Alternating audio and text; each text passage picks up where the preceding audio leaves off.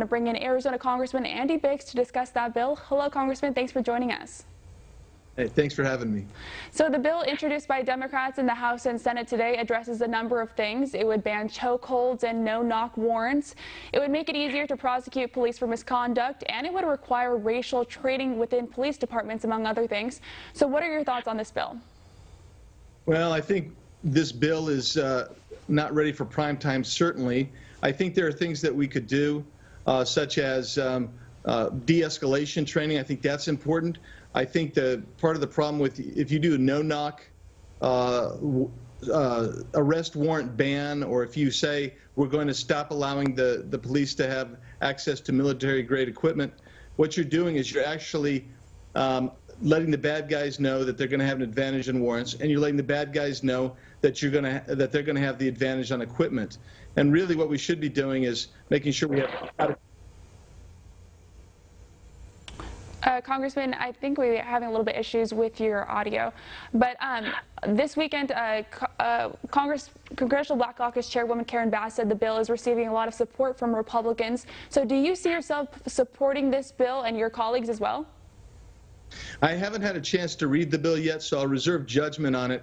But I've read the top line and I've listened to their explanations, and I've worked with police in Arizona trying to get de-escalation training, and I could never get anybody on the other side of the aisle to help. So I'm going to reserve judgment on whether I'll support it. But I can tell you there are things that we can do that are going to be beneficial for every American to receive justice and equity, and that's important.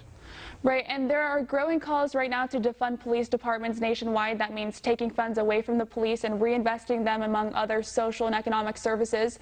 Minneapolis, where George Floyd was killed, is dismantling its police department, and New York City is moving towards that as well. So do you think police departments should be defunded? No, absolutely not. I think that's the most wrong-headed move I've heard in a long time.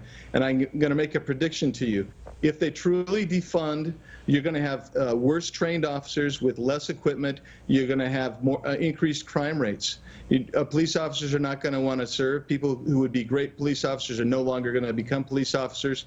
And I just think it's about the most wrong-headed thing I've ever heard. And President Trump and Joe Biden don't agree on much, but they're both coming out against defunding police. Biden's campaign says he does support reforming and diversifying police departments and funding other social services, but not actually defunding police. So in your opinion, will this stance hurt Biden's campaign with just a few months to go before Election Day? Well, he seems to have a significant base of the Democrat Party that supports defunding and also abolishing police departments. So he might have a bit of a tough time there. But never underestimate how visceral the hatred is of Donald Trump. Democrats are probably willing to forgive this disagreement because they don't like Donald Trump. Well, thank you so much for providing your insight today, Congressman Andy Biggs, live from Phoenix, Arizona. Congressman, thanks for joining us. Thank you so much.